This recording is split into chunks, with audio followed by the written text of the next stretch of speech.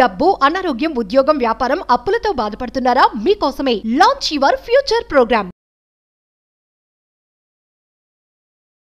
నమస్తే అమ్మా. నమస్తే అమ్మా. అమ్మా, మనం ఆలయ దర్శనం చేసుకుంటూ ఉంటాం. పుణ్యం కోసం, మనశ్శాంతి కోసం భగవంతుని దర్శనం చేసుకుంటాం కదా. అయితే మన ఇంట్లో కూడా దేవుడు ఉంటాడు. అవునమ్మా. అవే శక్తులు ఇంట్లో ఉన్నవే ఆలయంలో, ఆలయంలో ఉన్న దేవుళ్ళకున్న శక్తి సామర్థ్యాలే ఇంట్లోనూ, రెండిటికి ఒకటే లాంటి ఫలితాలను కూడా ఇస్తాయా మనం ఆరాధించటం వలన? మీరు అన్నది చివరి మాట ఉంది, ఆరాధించటం వల్ల అని. ఆరాధించే పద్ధతి వల్ల ఉంటాయమ్మా. ఇక్కడ మన ఇంట్లో దేవుడికి మనం ఎంతసేపు పూజ చేస్తాం? 10 నిమిషాలు, 1 గంట, లేకపోతే 2 గంటలు. చాలా ఎక్కువ చేస్తే ఎప్పుడో ఏ దసరాలో లాంటివి వచ్చినప్పుడు 1 గంట 2 గంటలు, లేకపోతే 5 నిమిషాలు 10 నిమిషాలు, మ్యాక్సిమం అరగంట. అంతే అంతే కదా. అంతే. దేవాలయంలో నిత్యం అంటే ప్రతిరోజు ఉదయం నుంచి 5 గంటల నుంచి 11, 12 దాకా, 12 మధ్యాహ్న నివేదన దాకా సాగుతుంది. మళ్ళీ ఏ 4 గంటలకు వస్తే రాత్రి 8 దాకా సాగుతుంది. అంతసేపు ఉంది. మన ఇంట్లో దేవుడు ఉన్నాడు, ఓ దేవుడి ఫోటోనో విగ్రహమో పెట్టుకున్నాం, ఏమీ పూజ చేయకుండా, దానికి అలంకారాలు చేయకుండా, మొహాన బొట్టు కూడా పెట్టకుండా దేవుడి విగ్రహానికి ఉంటే అక్కడికి వెళ్తే శక్తి ఉందని మనకు అనిపిస్తోందా? అనిపించదా? ఉన్నట్టా లేనట్టా? ఉన్నట్లే కదా. ఉంది కానీ శక్తి ఉందా దాన్ని మనం ఫీల్ అవుతామా? శక్తికి ఆ దుమ్ము అడ్డం పడింది కనపడకుండా. అంటే ఒకటి, అక్కడ ప్రాణప్రతిష్ఠ జరిగింది. మన ఇంట్లో ప్రాణప్రతిష్ఠ ఉందా? లేదు కదమ్మా. దేవుడు ఉన్నాడు, సర్వాంతర్యామి, అందులో అనుమానమేం లేదు. కానీ అక్కడ జరిగింది ఏమిటి? ప్రాణప్రతిష్ఠ జరిగింది. ప్రాణప్రతిష్ఠ జరిగేటప్పుడు అడుగునేముంది దేవాలయంలో? అడుగున రాగి రేకు మీద, బంగారం వేయలేరా? వేయగలరు, కానీ రాగే పెడతారు. రాగి రేకు మీద ఏ దైవాన్ని అక్కడ ప్రతిష్టాపిస్తున్నారో తత్సంబంధమైనటువంటి యంత్రాన్ని గీసి దాన్ని అక్కడ పెడతారు. ఈ విగ్రహానికి కూడా ఎన్నో రకాల ఆవాసాలు, ధాన్యావాసం, జలావాసం, భూ ఆవాసం, ఇట్లా అన్నీ చేయించి, అంటే అన్ని శక్తులు ధాన్యం నుంచి, జలం నుంచి, భూమి నుంచి, అన్నిటి నుంచి శక్తులు ఆ విగ్రహంలో వచ్చేటట్టుగా చేసి మంత్రపూతంగా దాన్ని అక్కడ పెట్టారు. అంతే. ఆ తర్వాత బయట ఇది ఉంది, ఇది ధ్వజస్తంభం ఉంది. ఆ ధ్వజస్తంభం కింద కూడా లోపల ఏ దైవాన్ని పెట్టారో తత్సంబంధమైనటువంటి ఇక్కడ యంత్రం ఏదైతే ఉందో అటువంటిది అక్కడ కూడా పెడతారు. పెట్టి చాలా ఎత్తుగా ధ్వజస్తంభం పైకి పెడుతుంది. అది కూడా ధ్వజస్తంభం పై భాగం వీలైతే మొత్తం భాగం అంతా కూడా ఒక లోహంతో ఉంటుంది. అంతరిక్షం నుండి ఏ దైవాన్ని మనం ఇక్కడ ప్రతిష్టాపన చేశామో తత్సంబంధమైనటువంటి స్పందనలని అది గ్రహించి భూమిలో కింద ఉన్నటువంటి రాగిరేకు దగ్గరికి పంపిస్తే అక్కడి నుంచి అది మూల విరాట్ దగ్గర ఉన్నటువంటి రాగిరేకుకు వెళ్ళి అక్కడి నుంచి ఉన్నటువంటి విగ్రహం దగ్గర మనకి వ్యక్తం అవుతూ ఉంటుంది ఆ శక్తి. ఈ శక్తి అక్కడ ఉన్నది కదా, ఈ శక్తి దాన్ని మనం ఏమీ చేయకుండా వదిలేస్తే అంతే ఉంటుంది. కానీ ఆ శక్తిని పూజాధికాలు నిర్వర్తించటం ద్వారా పెంపొందిస్తూ ఉంటారు ఆలయంలో. ఆలయానికి వెళ్ళి భక్తులు ఎంత శక్తిని పొందుతారో, భక్తులు వెళ్ళడం వల్ల ఆలయంలో ఉన్న మూల విరాట్టు కూడా అంత శక్తి పెరుగుతుందిట. ఓహో, అది కూడా ఉంది. దానివల్ల ఏమవుతుంది?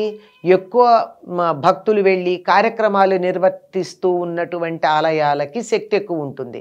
పాడుబడ్డ ఆలయాలకు ఉంటుందా? ఎందుకంటే వెళ్ళడాలు, పూజలు చేయడాలు, భజనలు, పారాయణలు, పురాణ ప్రవచనాలు ఏమీ లేవుగా. అది ఎంతుందో అంతా రాను రాను క్షీణిస్తూ ఉంటుంది. ఇక్కడ రాను పెరుగుతూ ఉంటుంది. ఇట్లా పెరుగుతూ ఉంటుంది కనుక అక్కడ నీ శక్తి ఎంత, నువ్వెంత, ఇంతే కదా, నేనున్నాను, నా శక్తి ఇంతే ఉంటుంది, నా శక్తి ఇంతే. కానీ ఆలయానికి వచ్చిన ప్రతి వాళ్ళ దగ్గర ఇంత కొంతమంది దగ్గర ఇంత ఉండొచ్చు. ఇదంతా అక్కడ ఉన్నటువంటి ఆలయ ప్రాంగణం అంతా నిండుంది కనుక నేను అక్కడికి వెళితే అక్కడి నుంచి నేను తెచ్చుకునేది ఎక్కువ ఉంటుంది. నా ఇంట్లో ఎంత ఉంది? శక్తి లేదన్నానా? ఇంతే ఉంది. నా దేవుడి దగ్గర కూర్చుంటే నాకు ఇంతే శక్తి వస్తుంది. గుడికి వెడితే అక్కడ ఇంత శక్తి మధ్య ఉన్నాను, నేను ఎంత పాత్ర పట్టుకెడితే అంత పాత్ర వస్తుంది. ఉద్ధరణ పట్టుకెళ్ళానా, గ్లాస్ పట్టుకెళ్ళానా, బిందె పట్టుకెళ్ళానా, ఎంత పట్టుకెడితే అంత శక్తిని నేను తెచ్చుకుంటా. ఇంట్లో మాత్రం ఇంతే ఉంటుంది, లేదనడానికి లేదు. ఎక్కువ తక్కువల్లో తేడా ఉందంతే. దీనికి చక్కని ఉదాహరణ పిల్లలకు అర్థమయ్యేట్టు చెప్పుకోవడం ఏమిటి అంటే, వైఫై ఇక్కడ ఉందా లేదా? ఉందా? ఉన్నాయి వైఫై తరంగాలు ఉన్నాయి, కానీ వాటిని నేను ఎలా చూడగలను ఉన్నాయా లేదా అన్నది?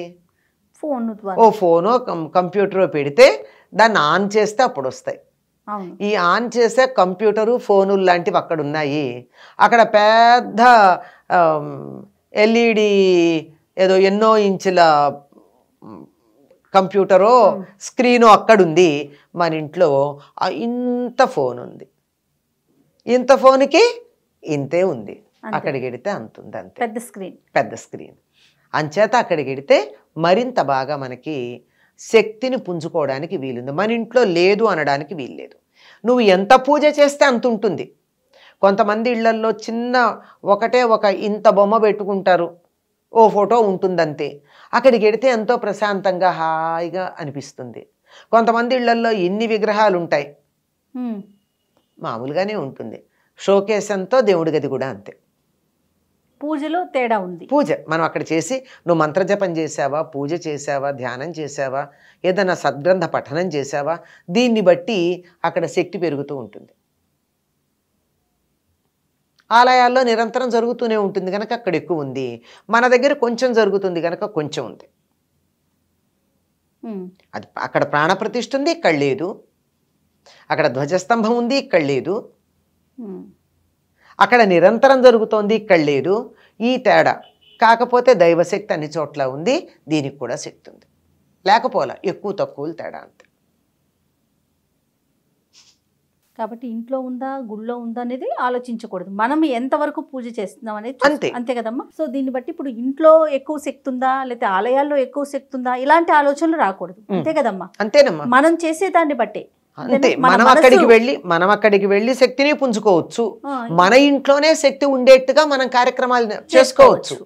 ఇప్పుడు పిల్లలు ఉన్నారు, రోజు వెళ్ళమంటే వెళ్ళరు. ఇంట్లో వృద్ధులు ఉన్నారు, వెళ్ళలేరు దేవాలయానికి. కనుక మన ఇంట్లోనే అంత శక్తి ఉండేటట్టుగా జపం చెయ్యండి, సద్గ్రంథాలు చదవండి, పూజలు చెయ్యండి, లేదా కదల్లేని వాళ్ళ చేత నామ జపం చేయించండి. ఏదో ఒకటి మంచి పనులు చేసిన చోట శక్తి ఉంటుందమ్మా.